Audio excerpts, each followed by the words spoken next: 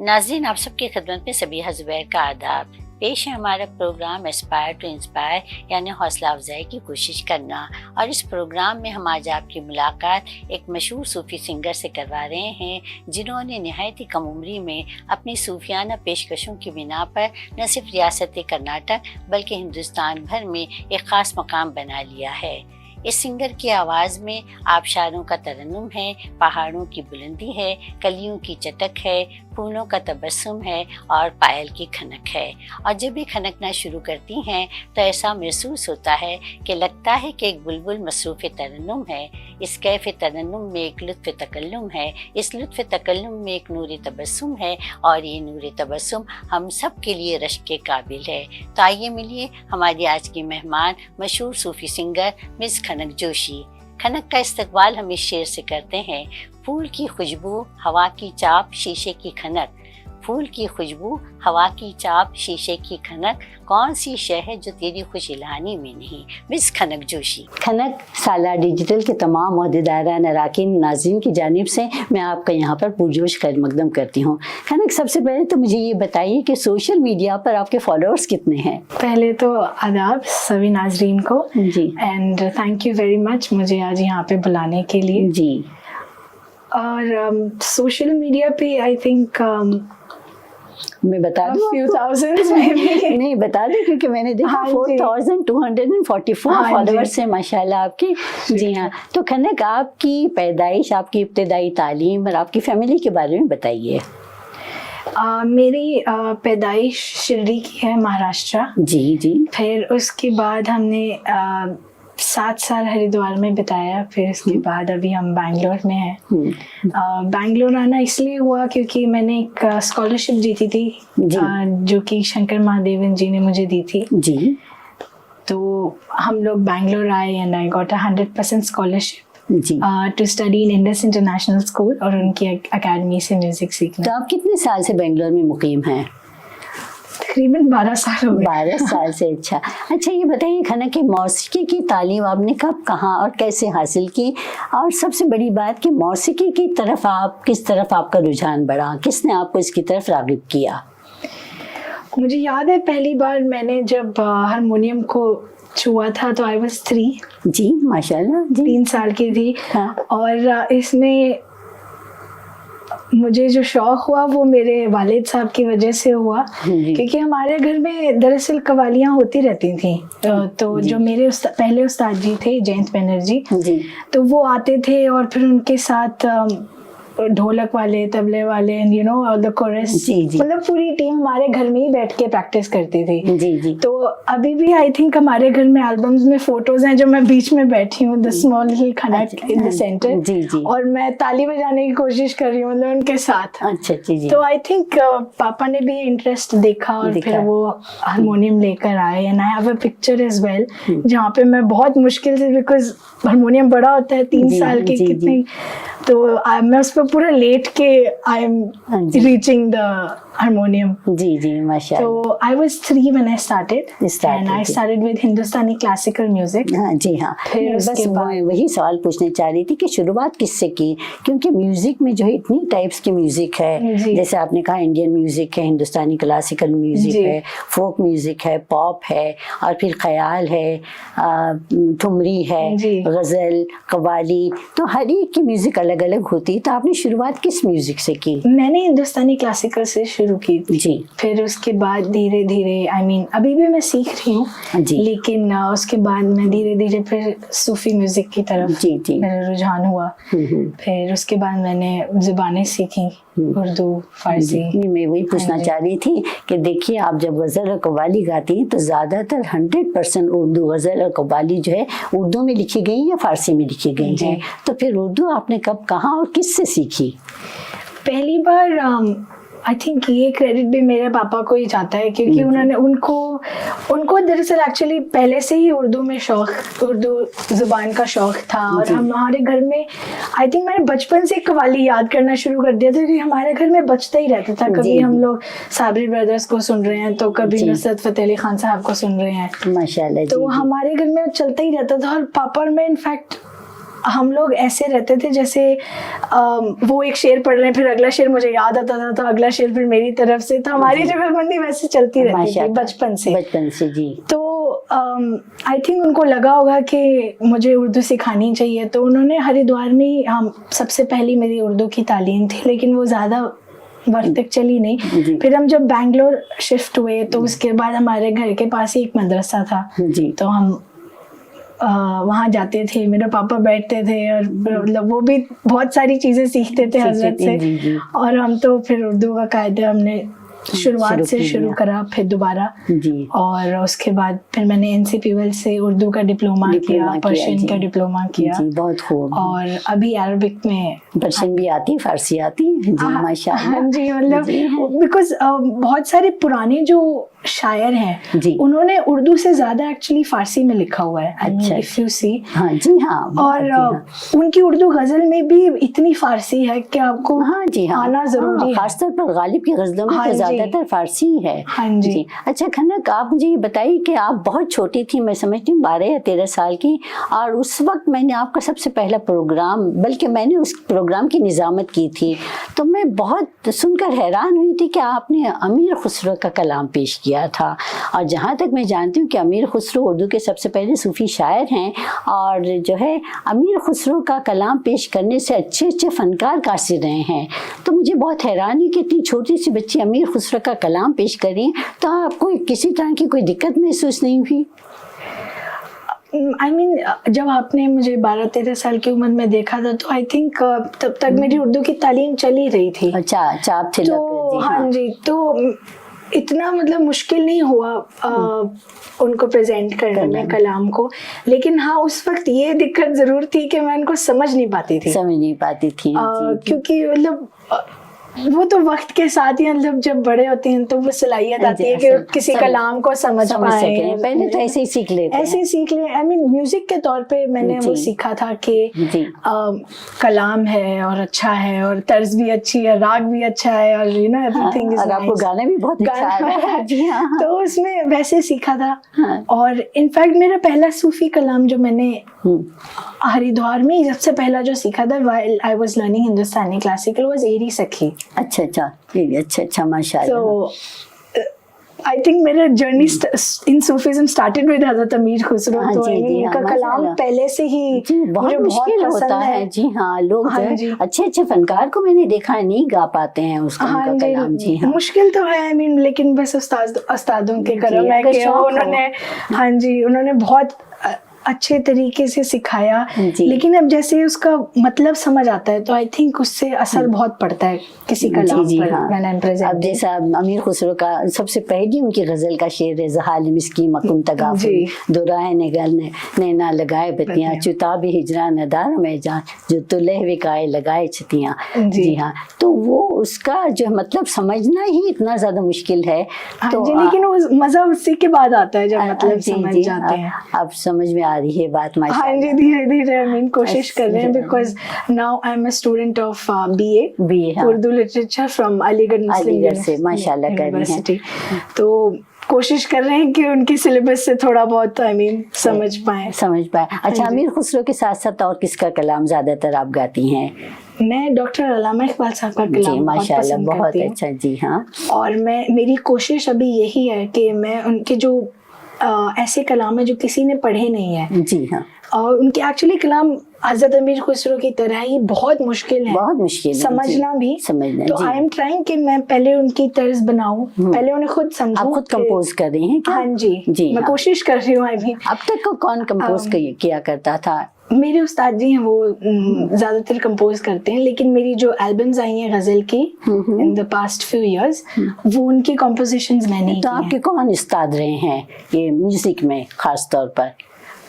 अभी तो मेरे उस्ताद जी जानी उस्ताद जी हैं। जी हाँ, और कहाँ के हैं वो? बैंगलोर के हैं। इससे पहले आपने हरिकृष्ण पाहवा से भी सीखा था? जी हाँ, मैंने सुना। और इसके अलावा कौन उस्ताद रहे? और बहुत सारे उस्ताद हैं, बिकॉज आई मीन जिनसे भी जो भी मिलता था तो हासिल होता था। आई ट्राइड के वो ले लूंगा, उससे आप फैजियाब होने की कोशिश करती रही। और पाकिस्तान में भी एक उस्ताद जी हैं, वो मुझे ऑनलाइन थोड़ा सा ट्यूटर करते हैं। जी जी, माशाल्लाह। क्लासिकल म्यूजिक में पाकिस्तान तक पहुंच गई हैं आप। नॉट बैड जी। अच्छा खनक, ये मुझे बताइए कि आजकल हमारा मॉडर्निज्म का जो दौर है, जहाँ जो नौजवान नस्ल है हमारी, वो ज़्यादातर गज़ल और कव्वाली को पसंद नहीं करती, तो आप सूफीज़म की रिवायत को बरकरार रखते हुए उन तक कैसे रीच करती हैं, कैसा बैलेंस कायम करती हैं? अगर कोई प्रोग्राम पेश करना हो जहाँ पर बहुत से नौजवान हो, जी, ये समझते तो हैं, पसंद भी करते हैं, लेकिन किस तरह से आप इसमें उनको राग़िब करने में आप किस तरह से बैलेंस करती हैं सूफीज़म की रिवायत को बरकरार रखते हुए?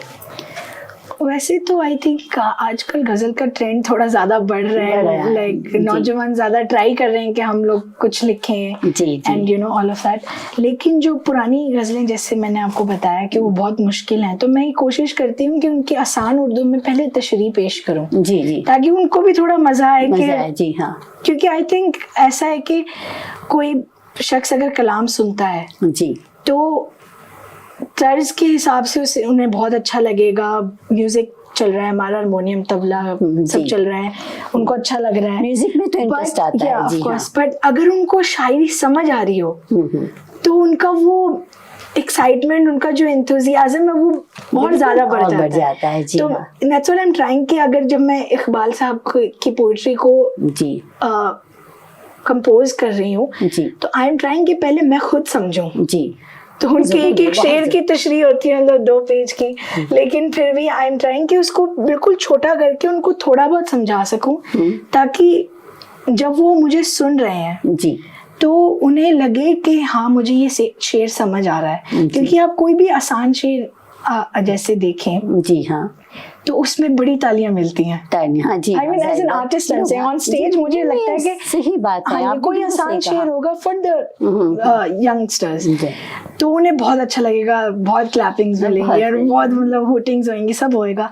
बट एज सून एज कोई 1-2 ऐसे उर्दू के अल्फाज आ जाए, जी जी हाँ, तो फिर वो कहते हैं पता नहीं क्या बोला जाता है क्या। तो आई एम ट्राइंग कि अगर ऐसा कोई आ जाए, तो I always do this in my shows also, कि अगर कोई ऐसा शेर आ जाए जिसमें मुझे लगता है कि इस शेर को दाद मिलनी चाहिए, जी हाँ, तो अगर उसमें कोई अल्फाज ऐसा हो तो आई ट्राई कि मैं उसका उनको पहले ट्रांसलेशन बताऊं, जी, ताकि फिर जब वो दोबारा शेर को सुने तो उनको वो मजा आए, जी हाँ। तो आई थिंक उनका इंटरेस्ट ऐसे ही बढ़ता है, अगर उनको समझ आ रहा है तो सब ठीक चल रहा है। कि वैसे भी हमारी न्यू जनरेशन जो है म्यूजिक को सुनते के साथ ही मस्त हो जाते हैं, और उसके साथ कलाम भी अगर अच्छा हो तो बहुत खुश हो जाते हैं। हाँ जी, ये तो है, स्पेशली गजल में, यू नो आराम से चल रहा होता है। नहीं खनक, मुझे याद है कि कव्वाली में आपने जो धमाधम मस्त कलंदर जो पेश की थी, और वो आपकी आखिरी परफॉर्मेंस थी उस दिन स्टेज का, तो वहाँ पर जो लोग ऑडियंस में बैठे हुए थे वो उठ के नाचने लग गए, मस्त हो गए वो कव्वाली। हालांकि उनको मैं समझती हूँ कि बहुत सी चीजें वहाँ पर समझ में नहीं आई थी, लेकिन उसके बावजूद भी म्यूजिक बहुत अच्छी थी। हाँ जी, लेकिन जिन लोगों को समझ आती है, I think they enjoy the most, जी, that's true. I mean of course music अच्छा है एंड एवरीथिंग चल रहा है, धमाधम चल रहा है, बट जिनको पोएट्री सुनना है, नौजवान दोषी से बैठी enjoy the best if they understand. अच्छा खनक, मुझे ये बताइए कि कामयाबी तो आपने बहुत ज़्यादा अपनी कम उम्री में हासिल कर ली है, कामयाबी के सफ़र में सूफी संगीत में आपको किसी चैलेंज का सामना करना पड़ा? आप हमारे नाजरीन से वो कोई चैलेंजेस शेयर कर सकती हैं, किसी तरह का कोई चैलेंज? तो आई मीन यही है कि अभी I am still learning more about Sufism. हाँ, हर रोज सीखना पड़ता है। हाँ जी, बिकॉज बहुत ये टॉपिक बहुत फंसी है। I mean, जितना आप इसके अंदर जाते जाएंगे उतनी आपको लगेगा कि अभी तो बहुत कुछ है सीखने के लिए, गहराई में जितना बहुत कुछ सीखने के लिए। हाँ, तो आई थिंक चैलेंज तो सबसे पहले यही था एज अ सिंगर। किसी के साथ कंपटीशन का कोई एहसास हुआ, कह रही मैं सूफी संगीत सिंगर हूँ और मुझे ऐसे लोगों के साथ, या कहीं पर कोई ऐसी दाद मिली जिससे आपको बहुत ज़्यादा आप इम्प्रेस हुई, कह रही मुझे इतने बड़े, जैसे शंकर महादेवन ने आपको खड़े होकर मैंने सुना था कि दाद दी थी। जी हाँ, तो कैसा लगा आपको उस वक्त? ये भी एक तरह का चैलेंज था आपके लिए कि हाँ जी, इतने बड़े challenge बड़े था। लोग आपको दाद दे रहे हैं।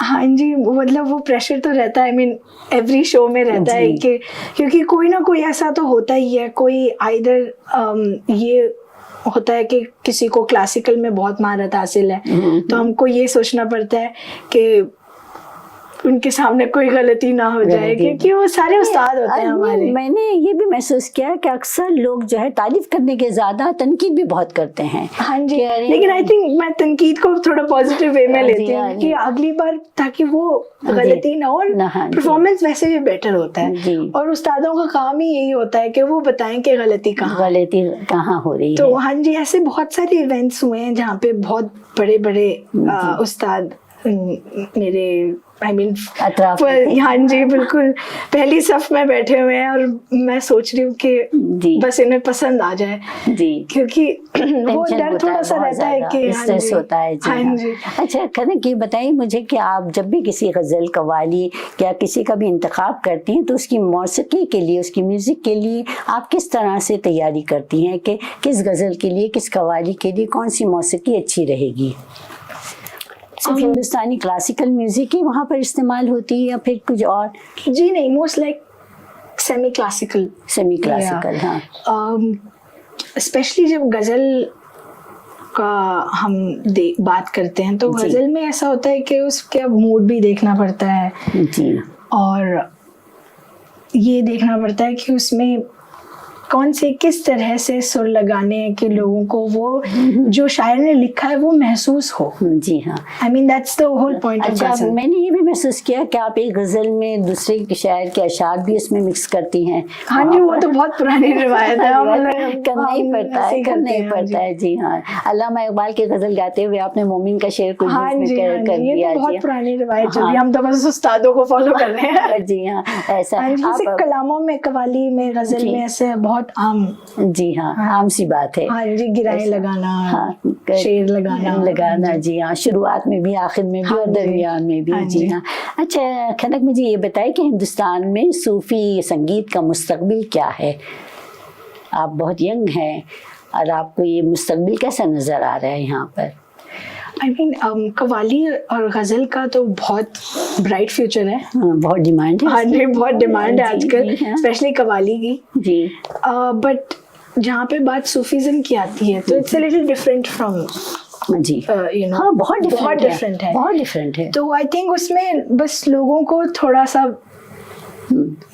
Because it's a very highly intellectual topic Sufism, जी, उसको समझने के लिए पूरी उम्र भी गुजर जाएगी तो भी पूरा नहीं समझ पाते हैं। जी हाँ। तो इसके लिए चाहिए कि यू रीड बुक्स, स्कॉलर्स जैसे रूमी हैं, उनको पढ़ें, उनकी शायरी को पढ़ें जी। तो इसमें बहुत वक्त लगता है। तो आई मीन इफ आप पढ़ी हैं?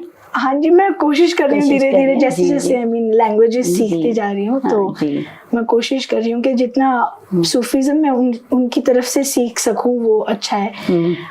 और ये भी है कि हमारे हिंदुस्तान में बहुत सारे ऐसे, आजकल तो बहुत सिंगर्स हो गए हैं। हाँ, सिंगर्स बहुत होंगे, बट आई मीन खुद को सूफी बोलने से डज नॉट मीन कि वो सूफी सिंगर नहीं है, पाए के नहीं है। जी हाँ, ये तो मैंने महसूस किया है। आई मीन सूफी के नाम पर फोक भी चल रहा है और सब भी चल रहा है, but I think Sufism is very different from all of this qawwali, ghazal, because ghazal में भी सूफीज़्म आता है, यू नो, बहुत सारी बातें आती हैं, बट जो नॉर्मल गज़ल है वो उसमें उनका टॉपिक ही होता है इश्क, मोहब्बत और मतलब माशूक की तारीफ करना और ये वो, बट सूफीज़्म इज वेरी डिफरेंट जी। और उसको मतलब उनके हिसाब से पढ़ना और ऐसा, तो आई थिंक इसमें थोड़ा सा चाहिए कि सूफीज़्म को अगर सपोर्ट करना है उनका फ्यूचर, बिकॉज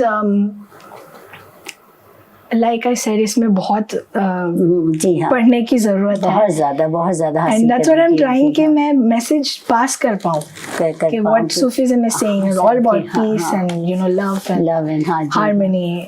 तो ये मैं कोशिश कर रही हूँ कि जो पुरानी सूफी जो पोएट्री है उसको कंपोज एंड प्रेजेंट रखते हुए नौजवान इसको पढ़ें, उसका पहले इसका मुताला पहले करें और उसके बाद कुछ बनने की कोशिश करें। अच्छा खनक, आप बहुत सी ज़बानों में गाती हैं, तो आप बताइए कि ये ज़बानें आपने कब, कहाँ और कैसे सीखी? उर्दू में, फ़ारसी में और कौन कौन सी ज़बानों में गाती हैं आप? मैं संस्कृत में माशाल्लाह। जी, संस्कृत में जी हाँ। और पंजाबी तो हमारे घर की ज़ुबान है, पंजाबी। अच्छा या सो और मैंने 2-3 कलाम सिंधी में भी पेश किए। हाँ जी। I think 1-2 कनाडा में भी, but अच्छा, I mean 12 साल हो गए हैं, but I have not been able to learn this language. Otherwise सारी languages हो रही हैं, उर्दू, फारसी, अरबी सब हो रही हैं। अलग है लैंग्वेज, जो आप शायद ज़बान पर चढ़ना जरा मुश्किल हो जाता है। हाँ जी, और हमने इतनी मतलब बैंगलोर में सब कुछ हो ही जाता है, तो हमने इतना कोशिश भी नहीं किया। अच्छा, और ये बताइए खनक, आपको बहुत सारे एजाज़ात, बहुत सारे अवार्ड्स मिले हैं, तो इनमें सबसे पसंदीदा अवार्ड, सबसे पसंदीदा एजाज़ आपका कौन सा रहा? किससे मिला? आई थिंक मेरे सारे बहुत दिल के करीब हैं। सारे दिल के करीब है जी। सबसे पहला अवार्ड कब मिला था? सबसे पहला मुझे गाने के लिए नहीं मिला था, आई मीन मौसीकी के लिए नहीं मिला था, वो एक्टिंग के लिए मिला था। एक्टिंग के लिए? अच्छा, आप एक्टर भी हैं माशाल्लाह। I was 4। मैं समझती हूँ कि सिंगर को एक्टर भी होना चाहिए। हाँ, स्टेज पर प्रेजेंस होना चाहिए। जी हाँ, तो हाथ इस तरह से करना होता है, ऐसे करना। जी हाँ, आंखें। हाँ जी, बाज़ दफ़ा ऐसा होता है कि लोग गाने से ज्यादा एक्शन से समझ रहे होते हैं बात को। जी जी हाँ, मतलब आंखों की बात हो रही है, आपने आंखों की तरफ इशारा किया तो लोग समझ आते हैं। अच्छा जी हाँ, जी। तो हाँ जी, my first award was at the age of 4 और वो एक्टिंग के लिए हमें मिला था जी से। अच्छा, जी टीवी से। जी। अच्छा, जी टीवी में क्या था, मतलब क्या परफॉर्मेंस? उनका स्टेज कुछ शो था and they had a drama, तो उसमें I was playing the role of a kid. हाँ जी, हाँ जी, माशाल्लाह। तो अच्छा खनक, ये बताइए कि आपकी इस कामयाबी के सफ़र में आपके वालिदैन और आपके असातिज़ा का बहुत बड़ा रोल रहा है, तो आप उसके बारे में कुछ बताइए कि कहाँ से, जैसे कि आपने कहा पहले कि आपके वालिद साहब ने आपकी बहुत ही हौसला अफजाई की, तो ये इसके बारे में, और असातिज़ा में किस तरह से आप स्कूल, अब ज़ाहिर बात है आप जब प्रोग्राम्स करती हैं तो आपको स्कूल से छुट्टी लेनी पड़ती होंगी, तो वहाँ पर आपके असातिज़ा ने ज़रूर आपका साथ दिया होगा, तो आप उसके बारे में हमारे नाज़रीन को बताइए। मेरे पेरेंट्स का तो डेफिनेटली बहुत सपोर्ट रहा है पहले से ही, बिकॉज आई थिंक पापा ने पहले से ही शौक देख लिया था, तो वो हारमोनियम लाए, फिर पूरा वो सफ़र शुरू हुआ जी। लेकिन उसके बाद भी मतलब उनका और मेरी मॉम का भी, उनका मेरा मदरसा लेके जाना, उर्दू पढ़ना लिखना सिखाना, हाँ जी। और बिकॉज ये भी सब जरूरी था if I wanted to get into जी हाँ सूफीज़्म और एनी ऑफ दैट जी हाँ। नहीं, अच्छा, आपने ये इरादा कर लिया था कि आप सूफी संगीत ही सीखेंगी? पहले तो कोई इरादा नहीं था मेरे सूफीज़्म का, लेकिन धीरे धीरे मतलब जैसे जैसे मेरा शौक पहले से ही था वैसे कवालियों में, लेकिन कभी ये नहीं सोचा था कि मैं भी कोई गाऊंगी जी जी, क्योंकि पहले हमारे हरिद्वार में यही था कि वहाँ पे तो भजन संगीत का बहुत चलन है जी जी हाँ, क्योंकि अच्छा भजन भी गाती हैं? हाँ जी जी, माशाअल्लाह। और संस्कृत में श्लोक से स्तोत्रम जो होते हैं हमारे, तो वो भी, लेकिन वहाँ पे भजन का बहुत था, तो वहाँ पे कवाली का कोई सोच भी नहीं सकता है मेरा जी। अच्छा अच्छा। और तो आई थिंक जब मैं बैंगलोर शिफ्ट हुई, इसके बाद जब मेरा कवाली में हुआ, फिर मैंने 1-2 ट्राई करी, फिर मुझे लगा हाँ ये अच्छा है, ये करते हैं, आगे करते हैं। अब फिर करते करते। अच्छा, मुझे बताइए आप तो कितनी कवालियाँ, कितनी गज़लें आप गा चुके हैं, कितने हैं आपके? इसका तो कोई काउंट नहीं है। काउंट नहीं, जी हाँ। अच्छा खनक, आप मुझे ये बताइए कि आप हमारे उन नौजवानों को क्या पैगाम देना चाहेंगी जो सूफी संगीत में कुछ मकाम बनाना चाहते हैं, कुछ सीखना चाहते हैं? मैं तो पहले यही कहूँगी कि वो पहले ज़ुबानें सीखें, क्योंकि सारा लिटरेचर इन्हीं ज़ुबानों में है, उर्दू फारसी, तो पहले ये सीखें जी।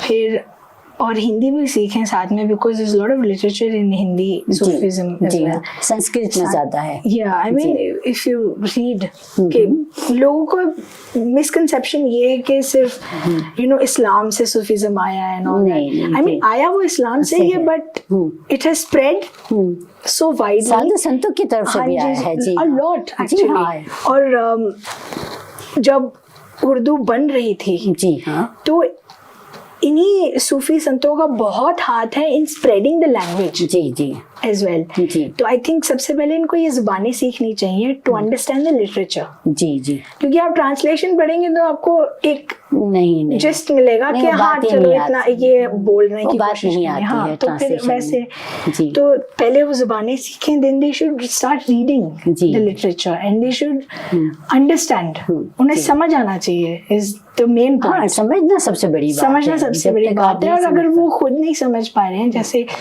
मेरे लिए पहले बहुत मुश्किल था कि खुद कुछ ऐसे कलाम समझूं। समझूं जी। तो हम लोग जाते थे, हम लोग मेरे उस्तादों से पूछती थी कि आप इसका मतलब बताएं, आप इसका मतलब बताएं। जी तो धीरे धीरे उसके बाद ही एक कॉन्सेप्ट पैदा होता है जी जी। दिमाग में कि अच्छा may be this is what it is. इसके लिए असातिज़ा भी जो है वैसे पाए कि होना चाहिए, एक्सपर्ट होना चाहिए जो आपको समझा सके। हाँ जी, वो भी हाँ। हाँ एग्जैक्टली वो ढूंढना भी बहुत मुश्किल है, बहुत मुश्किल बिकॉज दे शुड अंडरस्टैंड कि पहले उन्हें खुद समझ आना चाहिए टू एक्सप्लेन टू यू। जी। तो ये भी बहुत मुश्किल है, आई एग्री। लेकिन आई थिंक अगर वो लैंग्वेज समझेंगे और थोड़ा बहुत कोई उन्हें एक डायरेक्शन दे देता है ना, जी हाँ, तो वो उस डायरेक्शन में फिर चलने लगते हैं। और उसके साथ साथ मेहनत भी बहुत जरूरी है। मेहनत बहुत जरूरी है। जुबान सीखना आसान काम नहीं है, मेहनत की बहुत ज्यादा जरूरत होती है। और उसके बाद आई मीन इवन जैसे जब मैंने उर्दू सीखा था तो मैं आई थिंक 1 साल बाद अच्छे से पढ़ना लिखना शुरू कर दिया था। जी जी। लेकिन फिर मुझे रियलाइज हुआ कि लिखना आता है। हाँ जी जी माशाल्लाह, वेरी गुड जी। उसके बाद मुझे रियलाइज हुआ कि ये लैंग्वेज ही कितनी वसी है, बहुत वसी है जी, बहुत वसी है। तो उसमें हर एक लफ्ज का अभी भी मुझे ऐसे बहुत सारे अल्फाज होंगे जिनका मायने नहीं पता, तो जाना पड़ता है दोबारा लुगत में देखने के लिए। लेकिन I think that's how you actually learn a language. जी जी, धीरे धीरे तो जी हाँ सीख सकते हैं। हाँ जी, तो मेरा बस यही पैगाम है, अगर उन्होंने सच में सूफीज्म को समझना है जी हाँ, कि उसका संगीत में अगर अपना मकाम बनाना है तो उनको बहुत कुछ सीखना है। आई मीन मौसीकी बाद में आती है, first comes understanding what Sufism is. जी, तो अभी I am also in the same direction कि थोड़ा समझ आ जाए, थोड़ा सा मालूम हो जाए जी, because like I said, it has a lot of branches also. जी जी, बहुत सारे जी, lot of branches. तो उसमें अगर एक भी समझ आ जाए और इफ दैट अगर वो तासीर उसकी जो तासीर है अगर वो मेरे कलाम में आ जाए, जी जी हाँ, तो I think it's a very जाहिर बात है जब बात समझ में आ जाएगी तो तासीर भी आ जाएगी। हाँ जी, तो I am just trying that. तो उन्हें भी अगर सूफीज्म और सूफी संगीत में इंटरेस्ट है जी, तो first they should definitely learn the language and second they should start reading the literature and understanding the literature. I think उसके बाद उनको तो खुद ही मजा आने लगेगा क्योंकि ये चीज ही ऐसी है। हाँ जी, उसके बाद म्यूजिक सीखे। हाँ जी, हाँ जी, उसके बाद उसी को इम्प्लीमेंट करते हैं बस म्यूजिक में। जी हाँ, क्योंकि मौसीकी में हमारा म्यूजिक में सबसे पहले हारमोनियम आता है या फिर कुछ और सितार वगैरह? नहीं, मतलब these are all instruments, ऐसे कोई खास मैंने हारमोनियम से शुरू किया था। हाँ जी हाँ, तो लेकिन बगैर हारमोनियम के भी लोग पेश करते हैं। आवाज अच्छी होनी चाहिए, आवाज पर ज्यादा काम करना चाहिए। फिर नहीं, आई मीन कोई कंफर्टेबल नहीं होता बजाने में, ऐसा भी हो सकता है। और हमारे हिंदुस्तानी क्लासिकल में तो एक टाइम के बाद वो कहते हैं कि you have to sing without harmonium, उनका एक रूल है जैसे। हाँ जी हाँ, हाँ जी, हारमोनियम के बिना आपको गाना है। जी हाँ जी। अच्छा खनक, आप हमारे नाजरीन को आपका सबसे पसंदीदा कलाम कौन सा सुनाना पसंद करेंगी? मैं चाहूंगी कि आप कुछ गाकर सुनाए हमारे नाजरीन को। और आज मैं आपको अपने पसंदीदा शायर डॉक्टर अल्लामा इकबाल साहब की गज़ल सुनाऊंगी। जी जी हाँ। तेरे इश्क की इंतहा चाहता हूँ, मेरी सादगी देख क्या चाहता हूँ। खनक, मैं आपके वालिद साहब मिस्टर जोशी को यहाँ पर बुलाना चाहूँगी। आइए जोशी साहब, तशरीफ लाइए। जी जी, आदाब जोशी साहब। जैसा कि खनक ने बताया कि आपने जो है बचपन ही से जान लिया था कि आपकी बेटी बहुत ही ज़्यादा टैलेंटेड है और बड़ी होकर अच्छी म्यूजिशियन बनने वाली है, सिंगर बनने वाली है। तो आपको ये कैसा एहसास हुआ था, किस तरह से? क्योंकि कहावत मशहूर है कि पोत के पाँव पालने में नज़र आते हैं। तो क्या आपने जब भी महसूस कर लिया था कि आपकी बेटी बहुत कुछ बनेंगी बड़ी होकर? छोटा सा उदाहरण देता हूँ आपको। जी हाँ। अगर हमने एक छोटा सा पौधा लगाया और उसको धागे के साथ बांध दिया तो वो सीधा ही उगेगा। जी जी। तो बचपन में ये खाली ग्लास की तरह होता है कोई भी बच्चा। जी जी। उसके अंदर आप जिस तरह का लिक्विड डालोगे वो उसी तरह का हो जाएगा। तो बचपन से ही मैंने हमारे घर में माहौल ही ऐसा बना दिया था जी जी कि उस माहौल से बाहर निकल, अगर टीचर के जो बच्चे होते हैं जी, वो ऑटोमेटिकली उनका रुझान पढ़ने में जाता होता है। जी जी। तो वैसे ही घर का माहौल भी, इसको पता ही नहीं था कि कब कई साल तक, 2-3 साल की उम्र तक तो इसको बस एंजॉय करना था। वो एक रिदम चल रही थी, इसके पैर चल रहे होते थे या कुछ झूम रही होती थी या कुछ भी हो रहा होता था। तो वो धीरे धीरे इसके सबकॉन्शियस माइंड में एक तरह से डेवलप कर दिया सेंस ऑफ म्यूजिक। तो फिर कंपैरेटिवली और चीजें बहुत इजी होती चली गई। और उसके बाद आपने उनकी रहबरी करना शुरू कर दी। हाँ फिर कितनी साल की उम्र में आपने उनको म्यूजिक सीखने के लिए डाल 3 साल की उम्र में। अच्छा। मैं एक उस्ताद जी को ले आया था हरिद्वार वाले घर के अंदर, हिंदुस्तानी क्लासिकल म्यूजिक सिखाते थे वो। जी जी। और 3 साल की उम्र में माशाल्लाह 3 साल की उम्र में। जी हाँ जी, बहुत खूब जी। आपने, मैं समझती हूँ कि तमाम वालिदैन को आपसे सबक सीखना चाहिए कि अगर उनके बच्चों में किसी तरह की कोई सलाहियत है तो उसको उभारने के लिए उनका साथ दें। वरना अक्सर ऐसा होता है कि हमारे वालिदैन जो है बच्चों की सलाहियतों को सप्रेस कर देते हैं और बस चाहते हैं कि बस वो डॉक्टर बने, इंजीनियर बने और कुछ ना बने। तो जो है इस तरह से कि वो अंग्रेज चले गए यहाँ से, लेकिन अपनी जबान और कई चीजें ऐसी यहाँ छोड़ गए हैं।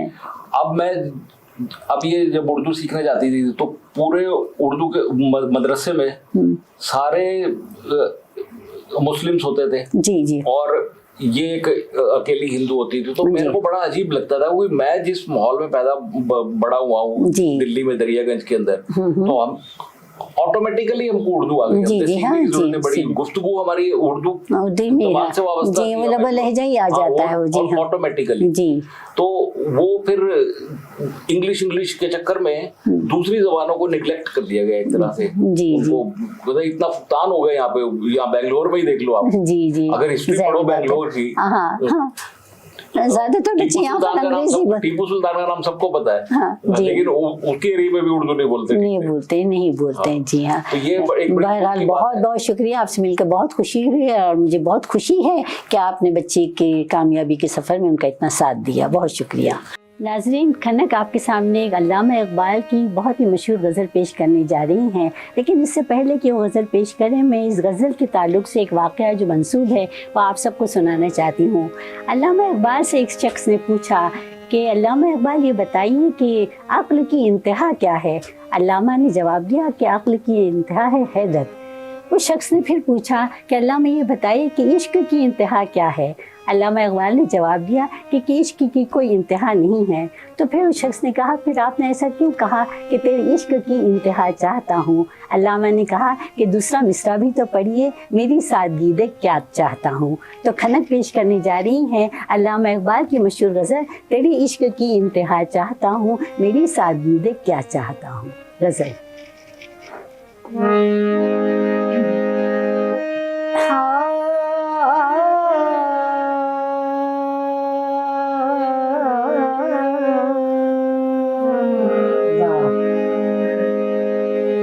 तेरे इश्क की इंतहा चाहता हूँ, तेरे इश्क की इंतहा चाहता हूँ, मेरी सादगी देख क्या चाहता हूँ। तेरे इश्क की सितम हो के हो वादाए बेहिजाबी, सितम हो के हो वादाए बेहिजाबी, कोई बात सब्र आज़मा चाहता हूँ, कोई बात सब्र आज़मा चाहता हूँ, मेरी सादगी देख क्या चाहता हूँ। तेरे इश्क की इंतहा चाहता हूँ, तेरे इश्क की। ये जन्नत मुबारक रहे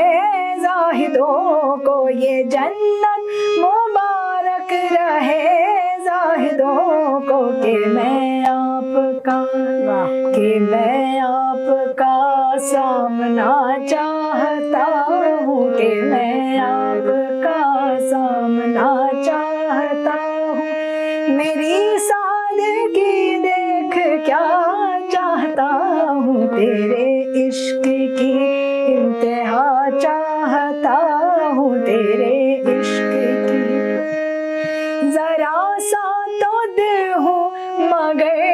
शौक इतना जरा सा तो दे हो, मगर शौक इतना वही तरानी सुना चाहता हूँ, वही तरानी सुना चाहता हूँ। मेरी सादगी देख क्या चाहता हूँ, तेरे इश्क की इंतहा चाहता हूँ। कोई दम का मेहमान हूँ अहले महफिल, कोई दम का मेहमान हूँ अहले महफिल। चिराग सहर हूँ बुझा चाहता हूँ, चिराग सहर हूँ बुझा चाहता हूँ। मेरी सादगी देख क्या चाहता हूँ, तेरे इश्क की इंतहा चाहता हूँ, तेरे इश्क। भरी बज़्म में राज की बात कह दी, भरी बज़्म में राज की बात कह दी। बड़ा बेअदब हूँ सजा चाहता हूँ, बड़ा बेअदब हूँ सजा चाहता हूँ। मेरी सादगी देख क्या चाहता हूँ, तेरे इश्क की इंतहा चाहता हूँ, तेरे इश्क की इंतहा चाहता हूँ, तेरे इश्क की इंतहा चाहता हूँ। बहुत खूब कनक, बहुत शुक्रिया। बहुत खूब। नाज़रीन, आपने देखा, आपने सुना, ये थी हमारी आज की मेहमान मशहूर सूफी सिंगर मिस खनक जोशी। खनक ने इस मकाम तक पहुंचने के लिए बहुत ज़्यादा मेहनत की है। यकीनन कुदरत ने उन्हें अच्छी आवाज़ दी और फिर उनके वालिदैन, बिलखुसूस उनके वालिद ने हर मोड़ पर, हर कदम पर उनकी रहनुमाई की, उनकी हिम्मत अफजाई की। नतीजा आप सबके सामने है। खनक ने अपने जज्बों की सदाकत से ये साबित कर दिखाया है कि गर जज्बे मेरे सच्चे हैं, वो काबा दिल खुद ही एक दिन मुझे आन मिलेगा रास्ते में। नाज़रीन, हम आपसे यही कहना चाहते हैं कि अपनी सलाहियतों पर भरोसा रखें, अपने ख्वाबों पर यकीन रखें और उन्हें फिर हकीकी बनाने के लिए बहुत ज़्यादा मेहनत करें, क्योंकि बिना मेहनत के कामयाबी हासिल नहीं होती है। बहुत ही मशहूर शेर है, तदबीर के दस्ते ज़नी से तकदीर दरख्शां होती है, कुदरत भी मदद फरमाती है जब कोशिशें इंसान होती है। आइंदा हम फिर मिलेंगे चंद और नई बातों और नई शख्सियतों के साथ। तब तक के लिए सबीहा ज़ुबैर को इजाज़त दीजिए। खुश रहिए और अपनी ज़ात से दूसरों को खुश रखने की कोशिश कीजिए। बहुत बहुत शुक्रिया।